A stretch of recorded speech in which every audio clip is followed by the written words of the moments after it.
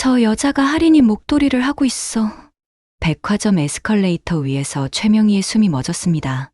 주변의 웅성거림과 크리스마스 캐럴이 갑자기 멀어지는 것 같았어요. 하늘색 목도리, 끝자락에 작은 꽃 자수. 20년 전 큰딸 할인이가 마지막으로 두르고 나갔던 세상에 단 하나뿐인 목도리였습니다. 명희가 손수 뜬 거였어요. 화재로 딸과 함께 사라졌어야 할 목도리. 그런데 지금 저 낯선 여자의 목에 걸려 있었습니다. 어떻게 된 걸까요?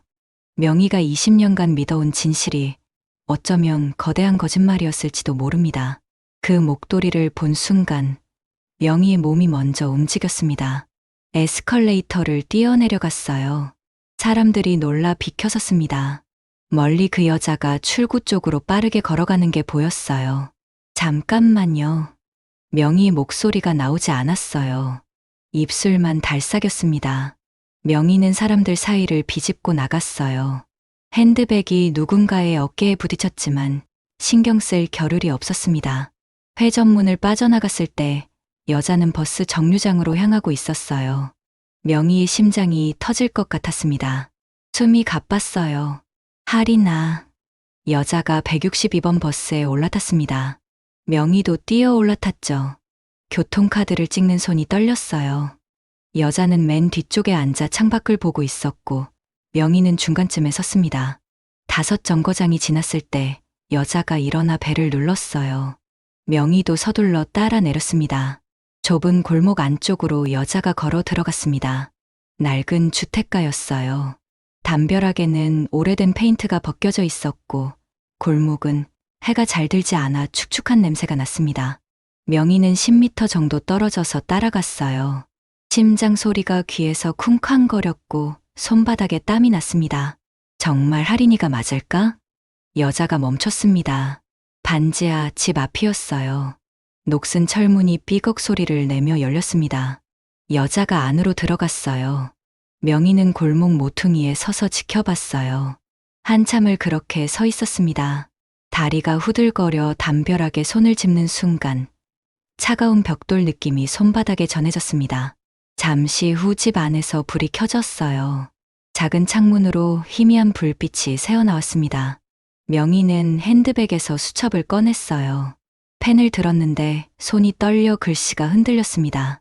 서초구 반포동 352 반지하. 명희는 떨리는 손으로 주소를 적었어요. 창문 너머로 여자의 그림자가 움직이고 있었습니다. 명희의 다리에서 힘이 빠졌어요. 할인아, 정말 너니? 목소리가 바람에 흩어졌습니다. 명희는 자리를 떠날 수가 없었어요. 발이 땅에 붙은 것 같았습니다. 혹시 여자가 다시 나올까? 혹시 얼굴을 제대로 볼 수 있을까? 하지만 집은 조용했습니다. 불빛만 켜져 있을 뿐이었어요. 한참 후에야 명희는 발을 떼고 뒤돌아 걸어 나왔습니다. 택시를 잡아탔을 때도 명희는 진정이 되지 않았습니다. 손이 떨려 카드를 2번 긁었어요. 강남구 대치동으로. 명희의 목소리가 갈라졌어요. 기사가 백미러로 흘끗 봤지만 더 묻지 않았습니다. 차창 밖으로 거리가 지나갔습니다. 가로등이 하나씩 스쳐 지나갔어요. 명희는 핸드백을 꼭 안고 있었습니다. 안에 수첩이 들어 있었어요. 그 주소가 적힌 수첩. 정말 할인일까? 입술이 움직였지만 소리는 나오지 않았어요. 기사가 라디오를 켰습니다. 뉴스가 흘러나왔지만 명희는 아무것도 들리지 않았어요. 그러다 눈을 감았습니다. 그 여자의 뒷모습이 떠올랐어요. 하늘색 목도리, 걸음걸이, 어깨선, 모두 할인이었습니다. 하지만 죽었잖아. 할인이는 죽었어. 작은 목소리로 중얼거렸습니다. 문득 20년 전이 떠올랐어요. 2005년 2월, 명희의 시간은 그날에 멈춰 있었습니다. 그날 아침이 또렷했습니다. 할인이가 하늘색 목도리를 두르고 현관문을 나섰어요. 엄마, 다녀올게요. 환하게 웃으며 손을 흔들었습니다. 할인이는 대학교 2학년이었어요. 영어를 잘해서 명희가 운영하는 학원에서 아르바이트를 하고 있었습니다. 조심히 다녀와. 명희가 말했어요. 그게 큰딸과의 마지막이었습니다. 오후 3시쯤 전화가 왔어요. 사모님, 큰일 났습니다. 불이 났어요. 학원 직원의 목소리가 떨리고 있었습니다. 명희는 택시를 잡아탔어요. 학원까지 20분 거리였는데 그 20분이 평생 중 가장 긴 시간이었습니다. 차창 밖 풍경이 보이지 않았어요. 하리나, 하리나. 명희는 계속 딸 이름을 불렀습니다. 학원 건물 앞에 도착했을 때 검은 연기가 하늘로 솟아오르고 있었어요. 소방차 사이렌 소리가 귀를 찢었습니다. 하린이는? 우리 하린이는 어디 있어요?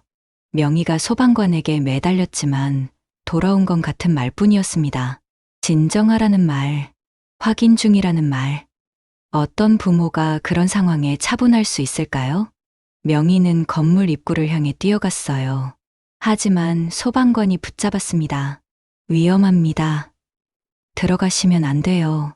명희는 그 자리에 주저앉았어요. 시간이 얼마나 지났는지 몰랐습니다. 1시간이었는지, 2시간이었는지, 검은 연기만 바라보고 있었어요. 소방관들이 연신 물을 뿌렸고 불길이 잡혀가고 있었습니다. 그때 소방관 한 명이 나왔습니다. 어두운 표정으로 고개를 저었어요. 안에 한 분 계십니다. 명희의 심장이 멎었어요. 신원 확인이 어려운 상태입니다. 세상이 무너졌습니다. 명희의 무릎에서 힘이 빠졌어요. 안 돼. 안 돼. 바닥에 쓰러졌습니다. 누군가 명희를 부축했어요. 둘째 딸 하은이였습니다. 하은이가 엄마 옆에 쪼그려 앉아 울고 있었어요. 엄마, 언니가. 하은이의 목소리가 가늘게 떨렸습니다. 명희는 딸을 안았어요. 하은이의 어깨가 작게 떨리고 있었습니다. 둘은 그렇게 한참을 울었습니다. 장례식장은 조용했습니다. 빈소에는 하린이의 영정사진만 덩그러니 있었어요. 관은 비어 있었습니다. 신원 확인이 불가능하다고 했어요. 너무 새까맣게 타버려 DNA 검사도 소용없었습니다. 장례식 도중 보험회사 조사관이 찾아왔어요. 윤기철이라는 사람이었습니다. 그는 하린이가 정말 그날 학원에 있었는지 물었습니다. 명희는 고개를 끄덕였어요. 아침에 나가는 걸 직접 봤다고 말했습니다. 하지만 윤기철의 표정은 여전히 미심쩍었어요. 목격자도 없고 건물에 CCTV도 없었으니까요. 명희의 목소리가 떨렸습니다. 하지만 하린이가 그날 학원에 갔어요. 윤기철은 뭔가 더 묻고 싶은 표정이었어요. 하지만 입을 다물었습니다. 알겠습니다. 고개를 숙이고 나갔죠. 명희는 그의 눈빛을 기억했습니다. 미심쩍어하는 눈빛이었어요. 하지만 신경 쓸 여력이 없었습니다. 딸을 잃은 슬픔에 아무것도 보이지 않았어요. 보험금이 나왔습니다. 3억. 명희는 그 돈을 만지지 않았어요. 이 돈을 만지면 정말 큰딸이 이제 없다는 걸 인정해야 할 것만 같아서요. 그래서 통장을 하은이에게 줬습니다. 내가 관리해라. 엄마는 모르겠다. 하은이는 울면서 받았어요. 엄마, 제가 잘 관리할게요. 언니 목까지.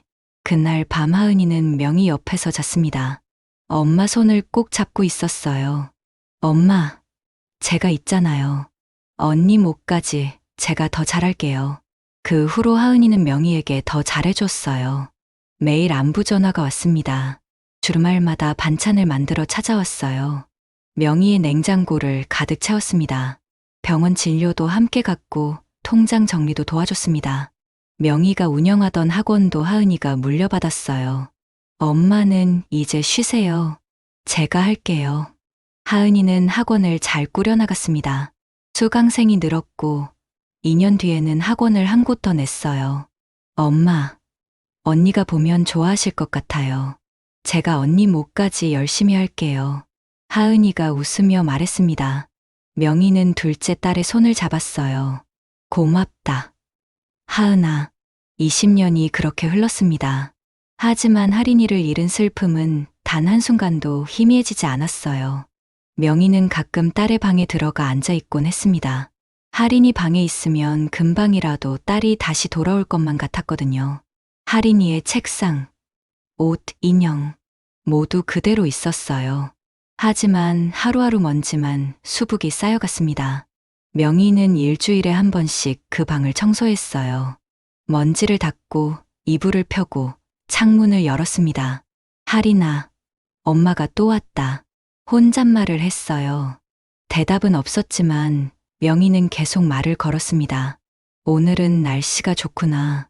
내가 좋아하던 날씨야. 그렇게 시간이 흘렀습니다. 명희는 한순간도 딸을 잊은 적이 없었어요. 그래서 오늘도 백화점에서 만난 하늘색 목도리를 한 그 여자를 귀신에 홀린 듯 뒤따라갔던 겁니다. 12층에 도착했을 때 엘리베이터 거울 속 명희는 창백했습니다. 입술이 바짝 말라 있었어요. 집에 들어와 소파에 주저앉았습니다. 핸드백에서 수첩을 꺼내 떨리는 손으로 펼쳤어요. 서초구 반포동 352 반지하. 주소를 다시 읽었습니다. 한참을 그렇게 앉아 있었어요. 시계를 봤습니다. 새벽 2시였어요. 정말 할인일까? 목소리가 조용한 거실에 울렸습니다. 하지만 곧 고개를 저었어요. 말도 안 돼. 할인이는 죽었어. 장례식을 치렀잖아. 그래도 그 목도리는 분명했습니다. 하늘색 바탕에 작은 꽃 자수. 명희가 손수 떠서 할인이에게 준 목도리였어요. 세상에 딱 하나뿐인 거였습니다. 내가 만든 건데. 명희는 손을 내려다 봤어요. 이 손으로 뜨개질을 했었죠. 할인이가 20살 되던 해 겨울 생일 선물로 만들어줬습니다. 할인이가 정말 좋아했어요. 날씨가 쌀쌀해지면 하루도 빠짐없이 그 목도리를 하고 나갔어요. 그날도 할인이는 그 목도리를 두르고 나갔지만 영영 돌아오지 않았어요. 명희는 일어나 할인이 방으로 갔습니다. 책상 위에 놓인 사진 액자 속에서 20살 할인이가 하늘색 목도리를 두르고 웃고 있었어요. 오늘 본 여자가 한 목도리와 똑같았습니다. 명희는 액자를 집어들었어요. 차갑고 단단했습니다. 할인아. 명희의 목소리가 갈라졌어요. 정말 내가 맞니? 살아있는 거니? 사진 속 할인이는 조용히 웃고만 있었어요. 명희는 사진을 가슴에 안았어요. 그렇게 한참을 서 있었습니다. 창밖이 밝아오기 시작했어요. 새벽이 지나가고 있었습니다. 거실로 나와 소파에 앉았습니다. 수첩을 다시 펼쳤어요. 내가 착각한 걸까? 혼잣말이 흘러나왔어요. 비슷한 사람을 본 걸까? 하지만 그 걸음걸이와 어깨선, 뒷모습까지 모두 할인이었어요. 하지만 목도리를 우연히 비슷한 걸 샀을 수도 있잖아. 명희는 스스로를 설득하려 했습니다. 하지만 마음 한구석이 말하고 있었어요. 아니야. 할인이가 맞아. 명희는 휴대폰을 집어들었습니다. 둘째 딸 하은이 전화번호가 화면에 떠올랐어요. 손가락이 통화 버튼 위에서 머뭇거렸습니다. 하은이한테 말해야 하나? 하지만 전화를 걸지 않았어요. 왜인지 걸면 안 될 것 같았습니다. 설명할 수 없는 불안감이었어요. 무엇이 불안한지 알 수 없었지만 그저 가슴 한구석이 답답했습니다. 휴대폰을 내려놨어요. 창밖을 봤습니다. 하늘이 점점 밝아지고 있었어요. 새벽이 완전히 지나가고 아침이 오고 있었습니다. 명희는 소파에 앉아 그 주소를 하염없이 바라보고 있었어요. 할인아. 작은 목소리가 흘러나왔습니다. 정말 내가 맞다면. 말을 잇지 못했어요. 그 뒤에 말이 떠오르지 않았습니다. 아니, 떠올리기 무서웠어요. 만약 정말 할인이가 살아있다면 20년 동안 어디서 무엇을 하며 살았을까? 왜 돌아오지 않았을까? 왜 연락하지 않았을까? 질문들이 머릿속에서 맴돌았습니다. 이틀이 지났습니다. 명희는 거실 소파에 가라앉듯 앉아 수첩을 내려다보고 있었습니다. 서초구 반포동 352 반지하. 볼펜으로 급하게 휘갈긴 글씨가 종이에 움푹 파여 있었고 그 글자를 손끝으로 더듬을 때마다 심장이 불규칙하게 뛰었습니다. 다시 가봐야 하나. 중얼거렸지만 몸은 소파에서 일어나지 못했습니다. 다시 가서 할인이를 본다면 뭐라고 말해야 할까요? 어디 있었니? 라는 말이 너무 가벼워 보였고 왜 연락 안 했어? 라는 질문은 비난처럼 들릴 것 같았습니다. 목구멍이 조이고 숨을 쉬려 해도 공기가 제대로 들어오지 않았습니다. 20년 만에 찾은 딸 앞에서 무슨 말을 꺼낼 수 있을까요? 어떤 말도 충분하지 않았고, 어떤 말도 적절하지 않았습니다. 명희는 더 이상 미룰 수 없다는 생각에 수첩을 꽉 쥐고 일어섰습니다. 백화점 주차장에 도착한 것은 그날 오후였습니다. 차를 세우고 시동을 껐지만 명희는 한참을 그대로 앉아 있었습니다. 핸들을 쥔 손이 하얗게 질려 있었고 머릿속은 복잡하게 엉켜 있었습니다. 만약 오늘도 못 보면? 아니, 더 무서운 건 만약 만나면 뭐라고 해야 하지? 질문들이 머리를 맴돌았습니다.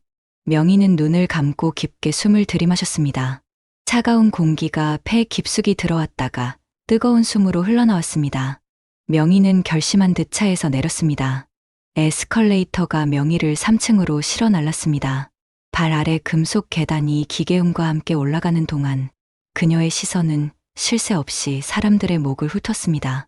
그녀의 눈에는 오로지 하늘색 목도리만 보였습니다. 저 사람인가? 심장이 쿵 내려앉았다가 이내 다시 제자리로 돌아왔습니다. 아니에요. 저 사람은? 가슴이 조였다가 풀렸습니다. 역시 아닙니다. 그렇게 얼마나 지났을까요? 명희의 눈이 따갑고 건조했습니다. 너무 깜빡이지 않고 사람들을 응시한 탓이었습니다. 하지만 눈의 통증은 아무것도 아니었습니다. 가슴 한가운데가 천천히 조금씩 무너져 내리고 있었어요. 숨을 쉴 때마다 뭔가 날카로운 것이 폐를 찌르는 것 같았습니다. 하리나. 명희의 입술이 그 이름의 형태를 만들었지만 소리는 나오지 않았습니다. 엄마 여기 있어. 어디 있니? 목구멍 깊은 곳에서 울음이 차올랐지만 삼켰습니다. 사람들 사이에서 눈물을 보일 수 없었습니다. 딸을 찾기 전까지는요. 명희가 4층과 5층을 돌았지만 여자는 보이지 않았습니다. 1시간이 더 지나 1층 카페의 자리를 잡았습니다. 명희는 커피를 주문하고 에스컬레이터가 보이는 자리에 앉았습니다. 혹시 또 지나갈까 싶어서요. 첫째 딸과 조금이라도 비슷한 사람이 지나가면 20년 전 할인의 얼굴이 떠올랐습니다. 20살, 환하게 웃고 있는 할인이. 엄마, 이 목도리 정말 예뻐. 하늘색 목도리를 두르고 빙글빙글 돌던 할인이가 눈앞에 떠올랐습니다. 그때 명희는 딸의 어깨를 잡고 웃으며 말했었죠. 그래, 우리 할인이한테 잘 어울린다. 그게 마지막으로 함께 웃던 순간이었습니다. 명희는 식어버린 커피 잔을 두 손으로 감쌌습니다. 차가운 도자기가 손바닥을 식혔습니다. 바로 그때였습니다. 에스컬레이터 근처에 하늘색이 보였습니다. 순간 명희의 세상이 멈췄습니다. 카페의 웅성거림이 사라지고 에스프레소 기계 소리도 사라지고 숨소리조차 사라졌습니다. 명희의 귀에는 자신의 심장이 두드리는 소리만 들렸습니다. 쿵, 쿵, 쿵. 저 사람. 여자가 걷기 시작한 순간 명희도 자리에서 일어났습니다. 다리가 떨려 무릎에 힘이 제대로 들어가지 않아 한 발 한 발이 비틀거렸습니다. 명희는 테이블 모서리에 손을 짚고 간신히 균형을 잡았습니다. 발이 제대로 앞으로 나아가지 않았습니다. 여자가 구두 매장 안으로 들어갔습니다. 명희는 매장 밖 진열대 뒤에 몸을 숨기고 멀리서 지켜봤습니다. 유리창에 비친 여자의 옆얼굴이 보였습니다. 할인이 맞나? 명희의 입술이 바들바들 떨렸습니다. 확신이 서지 않았습니다. 아니, 정확히는 확인하는 게 두려웠습니다. 만약 틀렸다면? 만약 또 다른 사람이라면? 희망을 가졌다가 무너지는 그 순간을, 그 무게를 다시 견뎌낼 자신이 없었습니다. 이미 한번 착각했던 기억이 명희를 움츠러들게 만들었습니다. 그때 여자가 매장을 나와 에스컬레이터로 향했습니다. 명희도 홀린 듯 뒤따라갔어요. 발이 저절로 움직였습니다. 더 가까이, 조금만 더 가까이. 에스컬레이터가 천천히 아래로 내려가는 동안 명희는 손을 뻗으면 닿을 거리까지 다가섰습니다. 그제서야 목도리가 선명하게 보였습니다. 하늘색 끝자락에 작은 꽃 자수. 명희가 수놓은 꽃. 20해 전 밤. 할인이가 잠든 옆에서 바늘을 들었던 그날의 촉감이 손끝에 되살아났습니다. 실을 꿰던 손끝의 따스함이, 딸을 위해 한 땀 한 땀 술을 놓던 그 마음이. 맞아. 내가 수놓은 거야. 입술이 떨렸습니다. 여자가 1층 출구로 향했고 명희는 팔을 뻗으면 그 어깨에 닿을 만큼 바짝 다가섰습니다. 뒷모습이 할인이었습니다. 걷는 자세가, 어깨 각도가, 뒷목의 선이, 발을 디디는 리듬까지 모두 할인이었습니다. 저기요. 자신도 모르게 명희의 목소리가 흘러나왔습니다. 여자가 멈췄습니다. 명희의 심장도 멈췄습니다. 아니, 멈춘 것 같았습니다. 귀가 먹먹해지고 백화점의 모든 소음이 진공 속으로 빨려 들어갔습니다. 안내 방송도, 사람들의 발소리도, 쇼핑백 부딪히는 소리도 모두 사라졌습니다. 세상에 명희와 저 여자만 남은 것 같았습니다. 여자가 천천히 돌아섰습니다. 순간 시간이 멈춘 것 같았습니다. 여자의 얼굴이 조금씩 보이기 시작했어요. 턱선이 먼저 보였고, 그리고 콧대가 보였습니다. 분명 할인이의 턱선이었고, 할인이의 콧대였습니다. 명희의 숨이 목구멍에 걸렸습니다. 이윽고 그 여자의 입술과 눈까지 확인했을 때, 명희의 깊은 곳에서 작은 탄식이 새어나왔습니다. 다른 사람이었습니다. 20살쯤 된 젊은 여자였습니다. 턱선과 콧대는 비슷했지만 입술의 모양이 달랐고 눈매가 달랐습니다.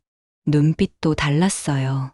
할인이의 눈에는 항상 작은 별빛 같은 게 있었는데 이 여자의 눈에는 그게 없었습니다.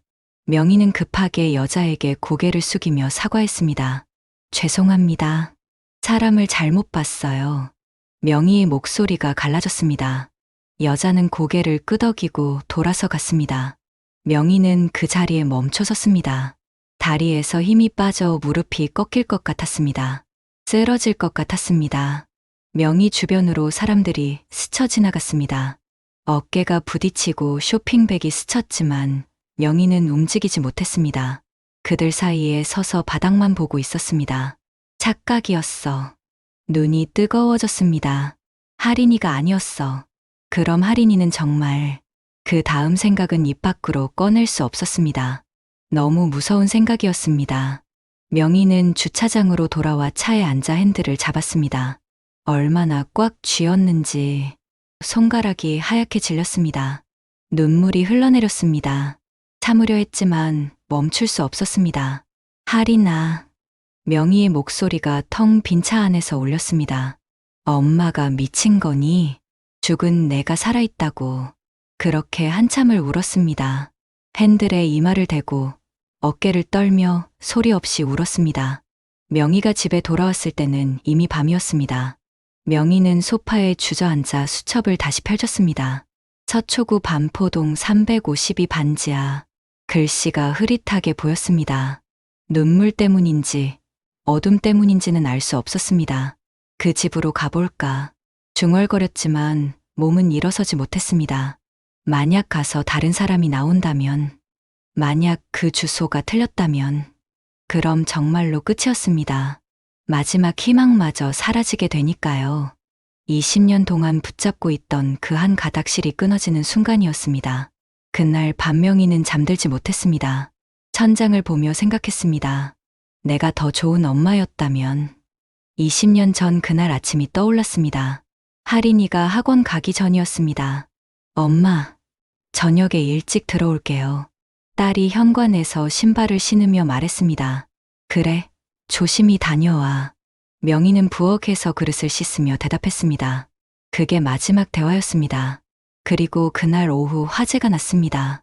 만약 명희가 할인이를 붙잡았다면, 학원 가지 말라고 했다면, 아프다고 거짓말을 해서라도 집에 있게 했다면, 미안해, 할인아.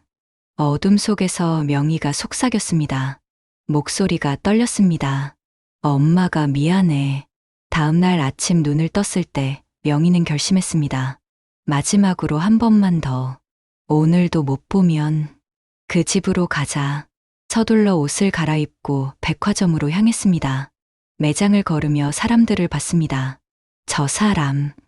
아니에요. 저 사람도. 아닙니다. 어제처럼 또 착각하면 어쩌지. 두려웠습니다. 명희는 희망을 가지는 게 무서웠습니다. 한 번 무너진 마음은 다시 일으켜 세우기 힘들었어요. 4층과 3층을 돌았습니다. 여자는 보이지 않았습니다. 명희는 한참을 돌아다니다 결국 벤치에 앉았습니다. 다리가 너무 아팠어요. 종아리도 욱신거렸고 발바닥은 화끈거렸습니다. 하지만 그건 중요하지 않았습니다. 명희의 가슴은 더 아팠습니다. 숨을 쉴 때마다 뭔가 찢겨 나가는 것 같았습니다. 엄마가 못 찾으면 넌 평생 혼자인 거니? 명희는 애써 눈물을 참았습니다. 그때 명희가 일어났습니다. 마지막으로 5층을 한 번만 더 보기로 했습니다. 에스컬레이터를 탔습니다. 오늘도 못 보면 포기하자. 그 집으로 가자. 그게 마지막이야. 명희는 마음속으로 되뇌었습니다. 5층에 도착했을 땐 한 걸음, 한 걸음이 힘들었습니다. 이제 그만 포기하려던 순간이었습니다. 명희의 눈에 에스컬레이터 앞 하늘색 목도리가 보였습니다. 명희의 시야가 좁아졌습니다. 주변의 모든 것이 흐려지고 그 목도리만 선명하게 보였습니다. 또 착각인가? 입술을 깨물었습니다. 하지만 이제 정말 마지막이었습니다. 꼭 확인해야만 했어요. 명희는 에스컬레이터를 탄 여자를 따라 뛰었습니다. 사람들이 놀라 비켜섰어요. 명희의 숨이 턱 끝까지 차서 가슴이 터질 것 같았습니다. 여자는 4층에서 내려 화장품 매장으로 향했습니다. 명희는 멀리서 따라갔습니다. 제발, 제발 이번엔 마음속으로 기도하면서요. 여자가 립스틱을 보는 순간 옆 얼굴이 보였습니다. 명희의 입술이 벌어졌습니다. 할인이었습니다. 조금 야위었지만 분명 할인이었습니다. 그 코의 선이, 그 턱의 각도가, 그 눈썹의 곡선이 정말 너구나? 빨리 달려가서 딸을 안고 싶었습니다. 하지만 명희의 발이 떨어지지 않았습니다. 만약 가까이 가서 보니 또 그 충격을 견딜 수 없을 것 같았습니다. 명희가 고민하는 사이 여자가 립스틱을 사고 작은 쇼핑백을 들고 나왔습니다. 명희는 여자의 뒤를 계속 따라갔습니다. 1층 그리고 출구까지 계속 따라갔어요. 명희는 그 여자의 바로 뒤까지 다가갔습니다. 여자의 걸음걸이와 어깨선이 선명하게 보였습니다. 분명 할인이었습니다. 하지만 뒷모습만으로는 확신할 수 없었습니다. 사실 어제의 절망이 너무 커서 두려웠거든요. 명희가 여자를 불러야 하나 망설이는 순간이었습니다. 여자의 핸드백에서 뭔가 떨어졌습니다. 딸랑, 작지만 청아한 소리였습니다. 금속이 아스팔트에 부딪히는 소리. 여자는 떨어뜨린 줄도 모르고 계속 걸어갔습니다. 명희가 바닥을 봤습니다. 목걸이였어요. 은색 체인이 반짝이고 있었습니다. 목걸이엔 이름표가 달려 있었어요. 명희가 천천히 눈을 옮겼습니다. 거기에 글자가 새겨져 있었습니다. 할인. 그 순간 명희의 주변이 멈췄습니다. 차 소리, 사람들 말소리, 새소리, 바람 소리가 모두 사라졌습니다. 명희의 귀에는 아무것도 들리지 않았습니다. 심장이 멈춘 것 같았습니다. 아니, 심장이 너무 빨리 뛰어서 멈춘 것처럼 느껴졌습니다. 명희는 떨리는 손으로 목걸이를 꼭 쥐었습니다. 차갑고 단단한 금속이 손바닥 깊이 파고들었어요. 이름표의 모서리가 살을 눌렀지만 명희는 아프지 않았습니다. 아무것도 느껴지지 않았어요. 오직 그 글자만 보였습니다. 할인, 딸의 이름. 명희가 고개를 들었을 때 여자는 이미 멀리 가고 있었습니다. 뒷모습이 점점 작아지고 있었습니다. 할인아. 명희의 입에서 작게 목소리가 나왔습니다. 정말 너였구나. 눈물이 흘러내렸습니다. 아무리 손등으로 눈물을 닦아도 멈추질 않았습니다. 아니, 눈물을 멈출 수가 없었습니다. 20년 동안 쌓아둔 그리움이, 절망이, 후회가 모두 눈물로 흘러나오는 것 같았습니다. 그렇게 명희는 한참을 그 자리에 서 있었습니다. 손 안에 목걸이를 내려다봤습니다. 할인, 딸의 이름. 20살 할인이, 화재로 잃었던 할인이, 하지만 살아있던 할인이, 찾았어. 목소리가 바람에 흩어졌습니다. 엄마가, 엄마가 찾았어. 명희는 더 이상 말을 잇지 못했습니다. 목이 메이고 가슴이 터질 것 같았습니다.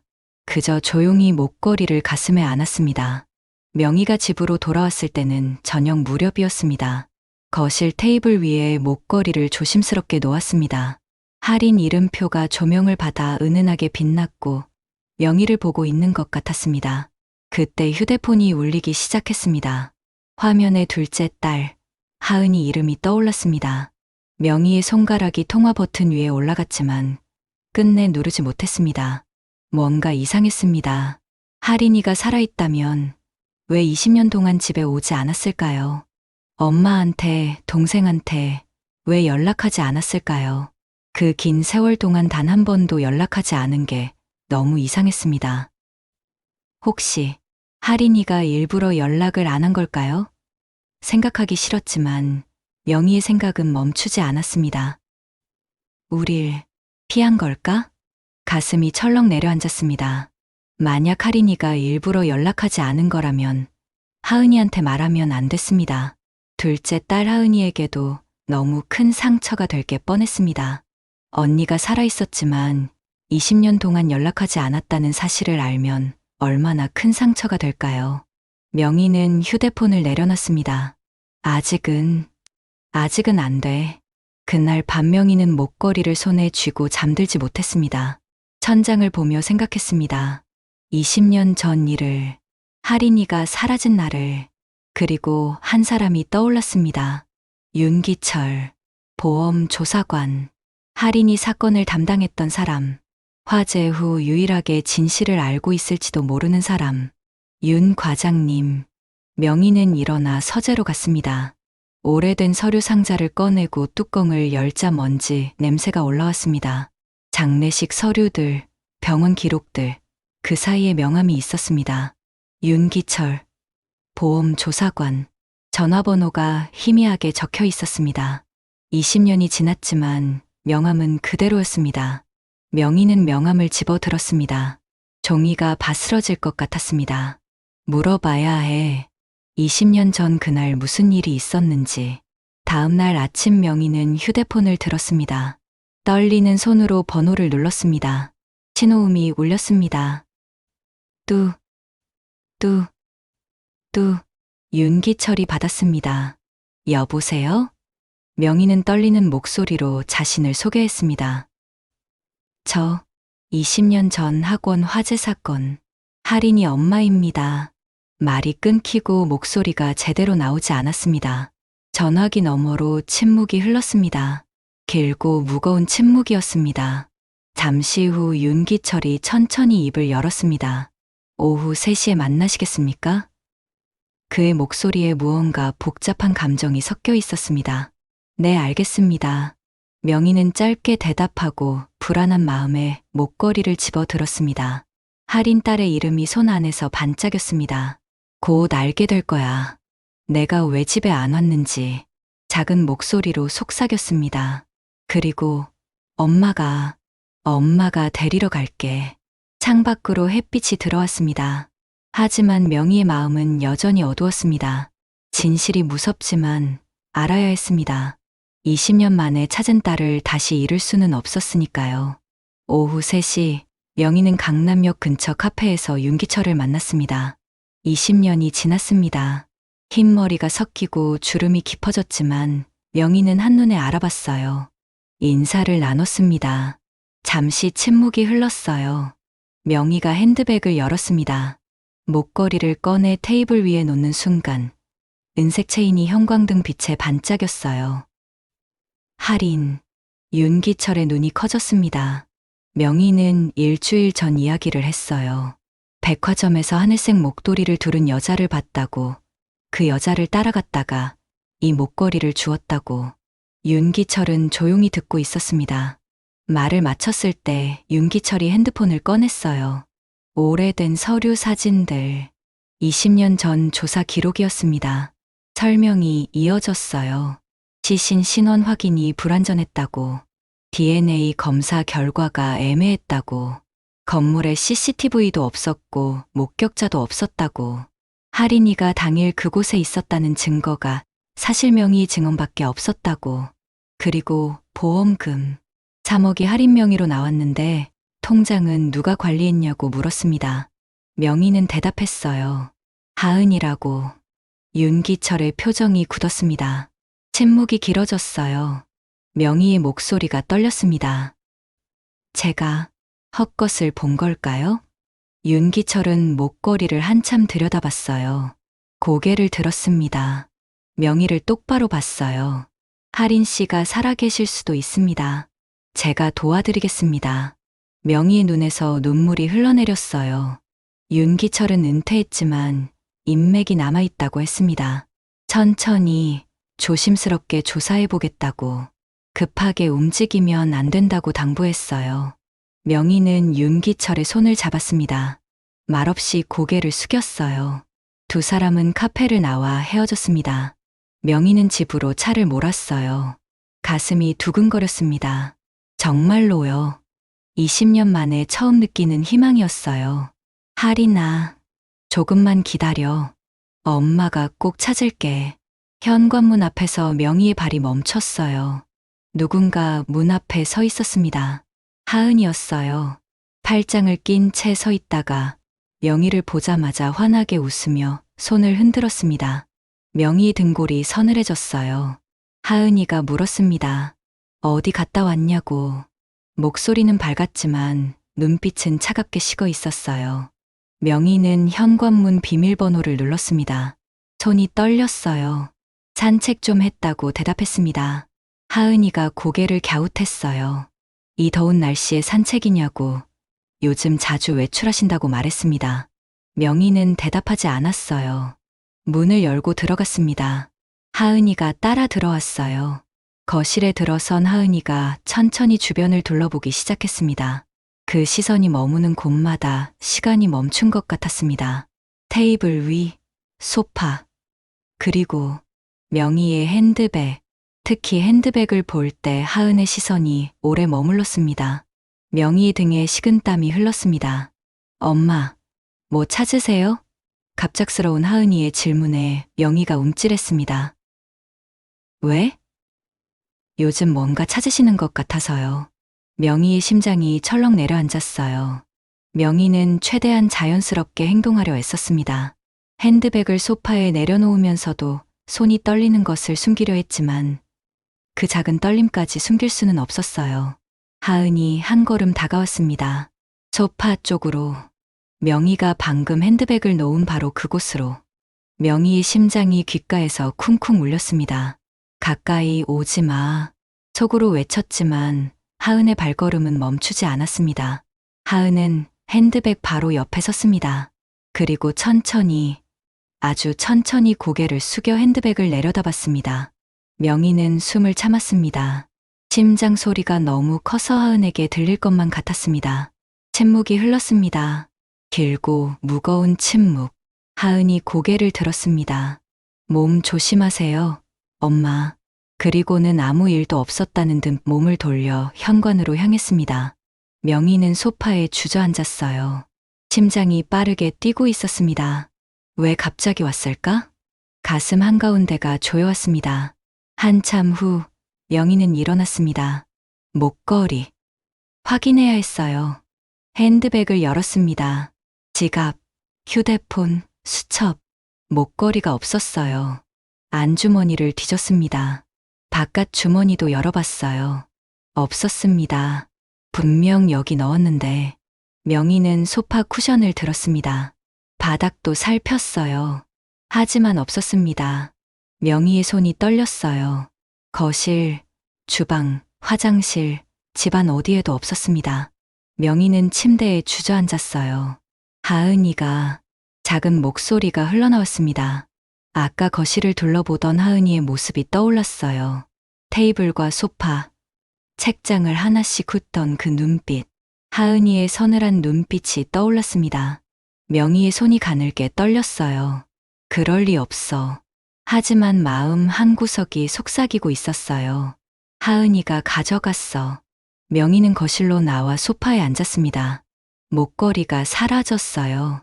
하린이가 살아있다는 유일한 증거가 사라진 겁니다. 어떡하지? 창밖이 어두워지고 있었습니다. 무엇이 잘못된 건지 아직 명확하지 않았지만 무언가 잘못되고 있었습니다. 사흘이 지났습니다. 명희는 전화를 기다렸어요. 윤기철의 전화를요. 하지만 오지 않았습니다. 목걸이도 사라졌어요. 증거가 없어진 겁니다. 명희는 소파에 앉아 창밖만 보고 있었죠. 가슴이 텅 비는 것 같았습니다. 이제 끝인가. 나흘째 되는 날 오후 휴대폰이 울렸습니다. 윤기철이었어요. 명희는 전화기를 꽉 쥐었습니다. 최명희 씨, 만나 뵐 수 있을까요? 보여드릴 게 있습니다. 심장이 빠르게 뛰기 시작했어요.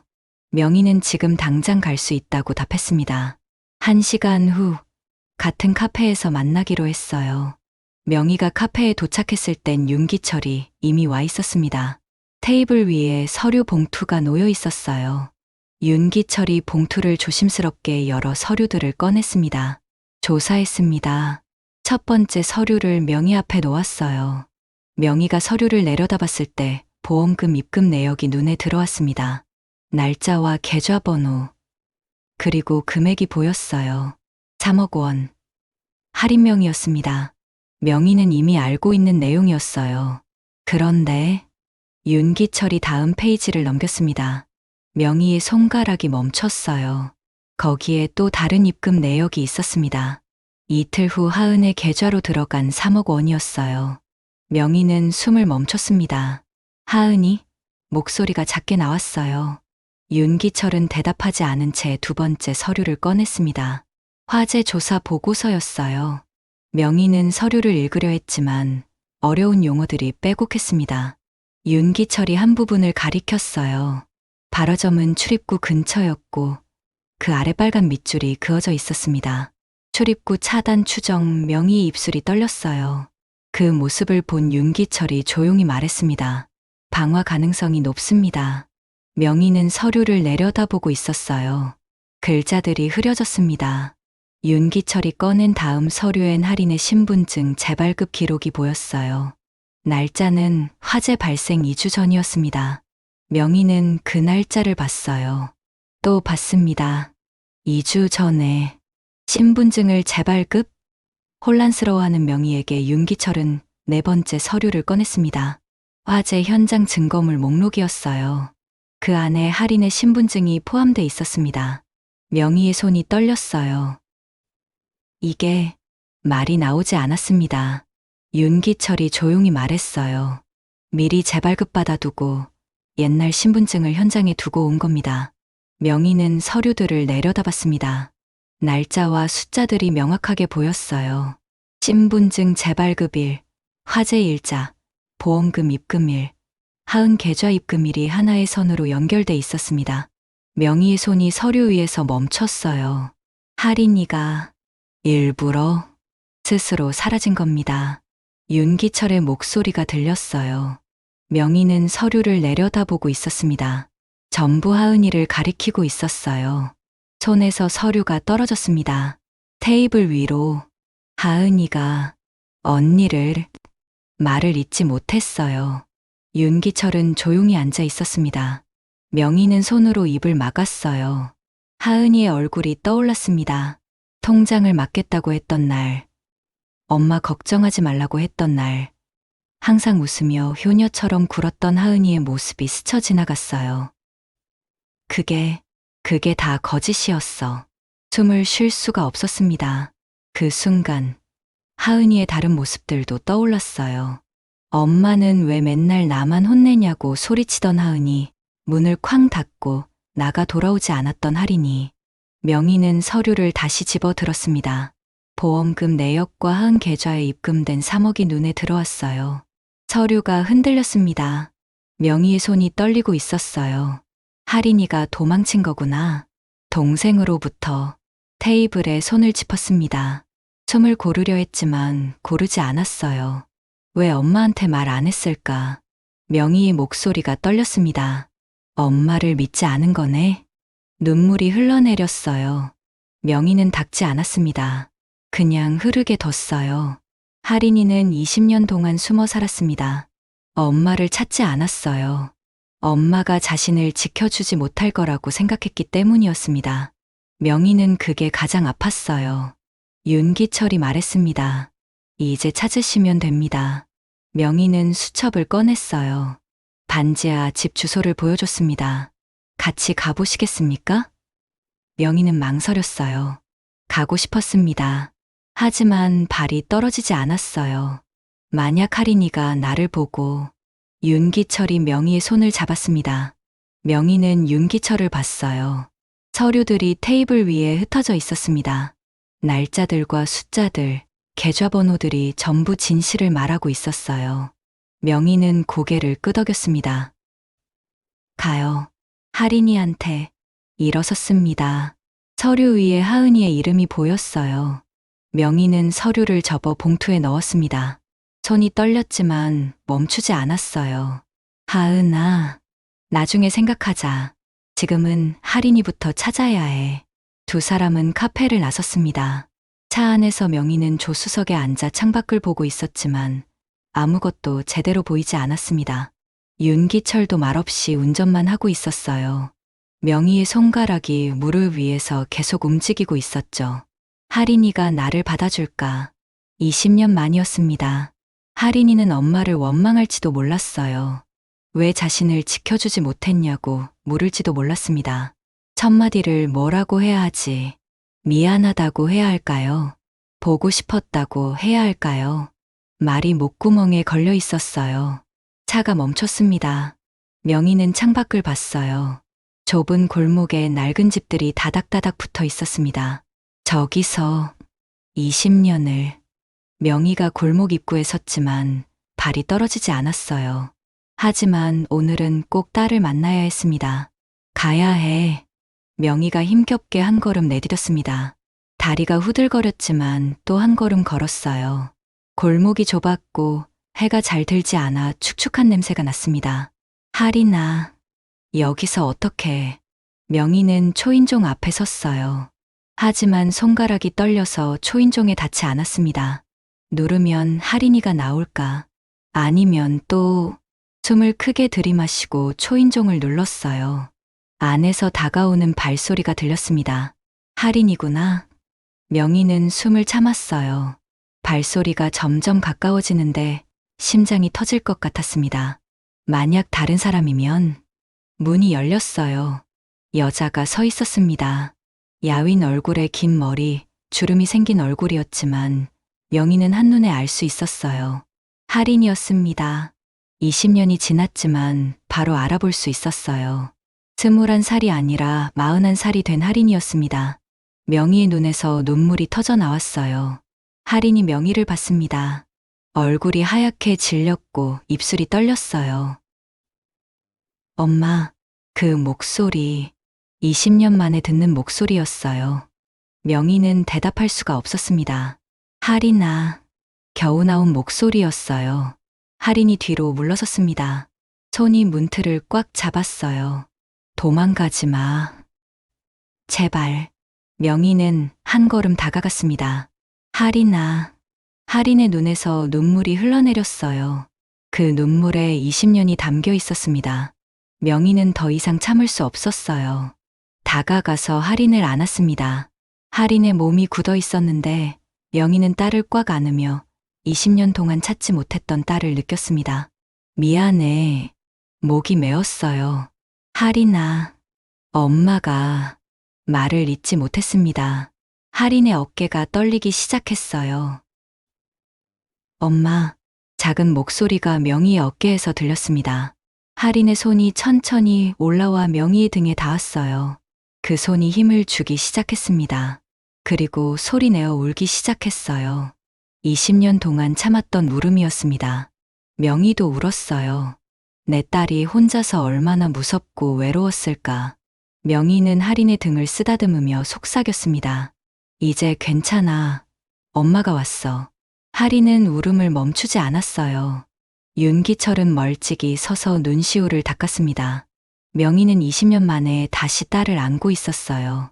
할인이의 집 안은 좁았습니다. 명희와 윤기철이 들어가자 할인이 문을 닫았어요. 작은 거실이었습니다. 낡은 소파 하나와 작은 테이블 하나가 전부였어요. 창문으로 들어오는 빛은 희미했습니다. 할인이 물을 가져왔어요. 손이 떨려서 컵이 흔들렸습니다. 차례사람은 앉았고 침묵이 흘렀어요. 명희는 할인을 보고 있었습니다. 20년 만에 본 딸은 너무 야위었고 눈가에 주름이 생겨 있었어요. 내 탓이야. 다 내 탓이야. 할인이 입을 열었습니다. 엄마, 어떻게 찾았어요? 명희는 목걸이 이야기를 했어요. 백화점에서 봤다고, 목걸이를 주었다고. 할인이 고개를 끄덕였습니다. 그 목걸이. 언젠가 엄마가 알아볼 줄 알았어요. 명희의 눈에서 눈물이 흘러내렸어요. 윤기철이 조용히 말했습니다. 할인 씨, 20년 전 일을 말씀해 주실 수 있습니까? 할인은 잠시 망설였어요. 명희를 봤습니다. 그리고 말하기 시작했어요. 할인이 말했습니다. 하은이가 자신을 미워했다고요. 어렸을 때부터 엄마는 맨날 언니만 챙겼다고 했습니다. 언니는 약하니까 조심해야 하니까. 반면 하은이한테는 늘 같은 말만 했다고요. 너는 강하니까 혼자 해도 돼. 명희는 듣고 있었어요. 가슴이 찢어지는 것 같았습니다. 할인이 계속 말했어요. 화재 2주 전 하은이가 보험 이야기를 꺼냈다고 했습니다. 언니 보험금이 얼마냐고 물었고 3억이라고 답하자 하은이가 웃었다고요. 그때는 그냥 궁금해서 묻는 줄 알았어요. 할인의 목소리가 떨렸습니다. 그날 밤 이야기를 했어요. 학원을 나왔는데 문이 잠겨 있었다고, 안에서요. 밖에서는 열 수 없었다고 했습니다. 출입구가 막혔고 연기가 들어왔다고요. 할인은 창문을 깼다고 했습니다. 손이 찢어지고 피가 났지만 탈출했다고요. 그리고 알았다고 했습니다. 하은이가 자신을 가둔 거라고. 보험금 때문에. 명희는 손으로 입을 막았어요. 하은이가. 할인이 고개를 끄덕였습니다. 신분증을 미리 재발급받아뒀어요. 죽은 걸로 만들려고. 할인은 말했어요. 그날 밤 도망쳤다고, 엄마한테 가려고 했다고. 하지만 갈 수 없었다고 했습니다. 하은이가 뭘 더 할지 몰랐어요. 할인의 목소리가 작아졌어요. 엄마한테도 위험할 것 같았어요. 명희는 울고 있었습니다. 할인이 계속 말했어요. 20년 동안 숨어 살았다고, 이름을 바꿨다고, 다른 사람처럼 살았다고. 돌아가고 싶었어요. 엄마 보고 싶었어요. 근데 할인이 명희를 봤습니다. 무서웠어요. 하은이가. 명희는 딸을 보고 있었어요. 20년. 할인이는 20년 동안 동생이 무서워서 도망 다녔습니다. 내가 그렇게 만든 거야. 명희는 떠올렸어요. 어렸을 때 할인이 아프면 학교도 쉬게 했던 일. 하은이는 열이 나도 학교에 보냈던 일. 할인이 밥을 안 먹으면 걱정했던 일. 하은이는 혼자 먹으라고 했던 일. 할인이 울면 안아줬던 일. 하은이는 넌 안 울잖아라고 했던 일. 너는 강하니까. 그 말을 몇 번이나 했을까요? 명희는 그게 칭찬인 줄 알았습니다.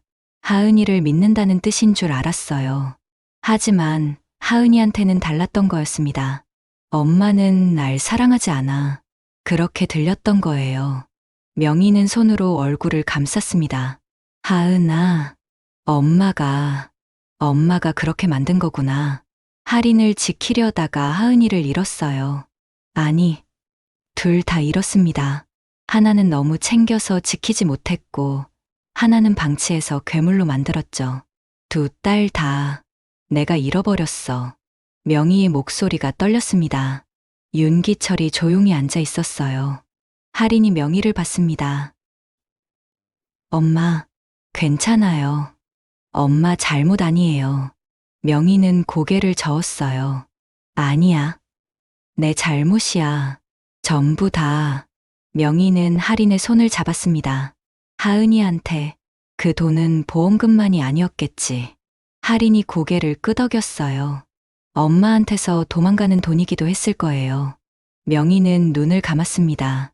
그 말이 가장 아팠어요. 하은이는 엄마를 떠나고 싶었던 겁니다. 언니를 제거하고 돈을 가지고 엄마를 버리고 싶었던 거예요. 그만큼 날 미워했구나. 명희는 한참을 그렇게 앉아 있었습니다. 할인도 윤기철도 말이 없었어요. 명희가 고개를 들었습니다. 하은이를 만나야겠어. 할인의 얼굴이 창백해졌어요. 엄마, 위험해요. 괜찮아. 명희가 할인의 손을 꽉 쥐었습니다. 엄마가 바로 잡아야 해. 내가 잘못한 거니까. 윤기철이 말했어요. 제가 동행하겠습니다. 명희는 고개를 끄덕였습니다. 할인의 눈에서 눈물이 흘러내렸습니다. 엄마, 저도 같이 갈게요. 명희는 일어섰어요. 하은이를 만나야 했습니다. 20년 전 진실을 묻고 사과하고 끝내야 했어요. 하은아, 엄마가 간다. 차에서 내렸을 때 명희는 먼저 할인의 손을 잡았습니다. 차가웠어요. 얼음처럼. 엄마, 무서워요. 명희는 딸의 손을 더 꽉 쥐었습니다. 괜찮아. 엄마가 있어. 하지만 명희 자신도 손이 떨리고 있었습니다. 곧 하은이를 만난다. 현관문 앞에 섰을 때 명희는 숨을 크게 들이마셨습니다. 비밀번호를 누르는 손이 떨렸지만 한 자리도 틀리지 않았습니다. 문이 열렸습니다. 거실에 불이 켜져 있었습니다. 소파에 앉아 있던 하은이 명희를 보자마자 웃으며 일어섰습니다. 엄마, 어디 갔다 오셨어요? 그리고 명희 뒤를 봤습니다. 윤기철이 보였고 그 옆에 서 있는 여자가 보였습니다. 하은의 얼굴에서 웃음이 천천히 지워졌습니다. 언니, 할인은 명희 뒤에 반쯤 몸을 숨긴 채로 동생을 바라보고 있었습니다. 20년 만에 보는 얼굴. 낯설지만 익숙했어요. 명희는 거실 안으로 들어가면서 딸을 불렀습니다. 하은아. 하은이 명희를 똑바로 봤습니다. 얼굴이 하얗게 질려 있었습니다. 이제 다 알아. 명희의 목소리가 갈라졌습니다.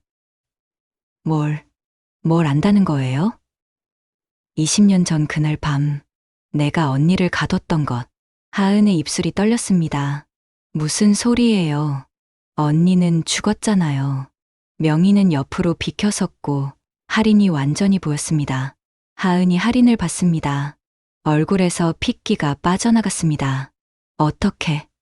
어떻게 살아있어? 할인이 한 걸음 앞으로 나왔습니다. 하은아. 하은이 벽까지 뒤로 물러섰습니다. 죽었어야 했는데, 그날 밤, 문을 잠갔는데, 말이 흘러나왔습니다. 막을 수 없었습니다. 명희는 하은을 보고 있었습니다. 정말 내가 한 거구나. 알고 있었지만, 직접 듣는 것은 달랐습니다. 가슴 한쪽이 무너지는 것 같았습니다. 하은이 명희를 똑바로 봤습니다. 눈에 눈물이 그득했습니다. 엄마가 언니만 사랑했잖아요. 목소리가 터져나왔습니다. 참으려 했던 게 무너지는 것 같았습니다. 나는 항상 혼자였어요. 언니 아프면 난리였잖아요. 나 아파도 너는 강하니까 괜찮겠지 그랬잖아요. 말이 끊기지 않았습니다. 20년 동안 쌓인 말들이 터져나왔습니다. 강하니까 괜찮대. 나도 아팠어요. 나도 엄마가 필요했어요. 명희의 눈에서 눈물이 흘러내렸습니다. 미안해. 하은아. 엄마가 미안해. 명희가 한 걸음씩 다가갔습니다. 엄마가 잘못했어. 너를 차별했어. 너한테 상처 줬어. 엄마가 너를 이렇게 만들었어. 하은이 고개를 저으며 벽에 등이 닿을 때까지 뒤로 물러섰습니다. 하지만 하은아, 다시 시작하자. 이제라도 엄마가 제대로 사랑해줄게. 너도, 언니도. 명희가 손을 뻗었습니다. 우리 다시 가족이 되자. 하은이 명희의 손을 세게 쳐냈습니다. 이제 와서요? 목소리가 차갑게 식어 있었습니다. 20년 동안 어디 있었어요? 언니 찾으러 다니셨죠? 나는요?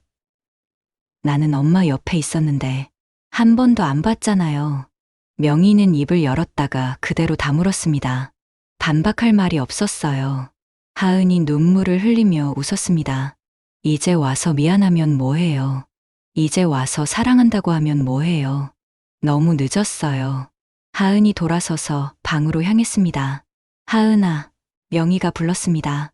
목소리가 갈라졌습니다. 하은이 잠깐 멈췄지만 돌아보지 않았습니다. 이제 그만 가세요. 언니 데리고. 저는 엄마 필요 없어요. 방문이 닫혔습니다. 명희는 그 자리에 서 있었습니다.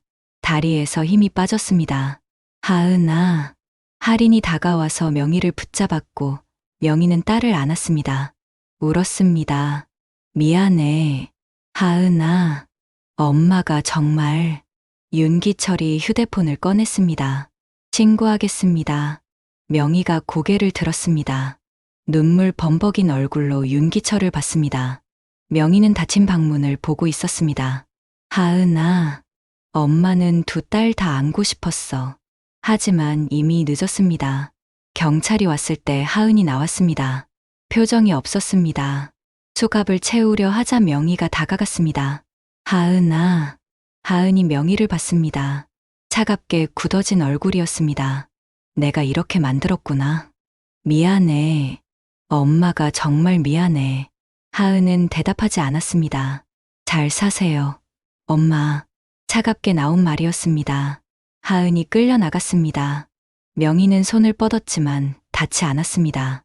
하은아. 하은아. 할인이 명희의 손을 잡았습니다. 엄마. 가요. 명희는 고개를 끄덕였지만 움직일 수가 없었습니다. 윤기철이 명희를 부축했고 세 사람은 집을 나왔습니다. 밤 공기가 차갑게 느껴졌습니다. 명희는 할인의 손을 잡고 걸었습니다. 20년 만에 되찾은 딸. 하지만 가슴 한쪽은 비어 있었어요. 방금 잃어버린 딸 때문이었습니다. 명희는 알고 있었습니다. 평생 이 죄책감을 안고 살 거라는 것을.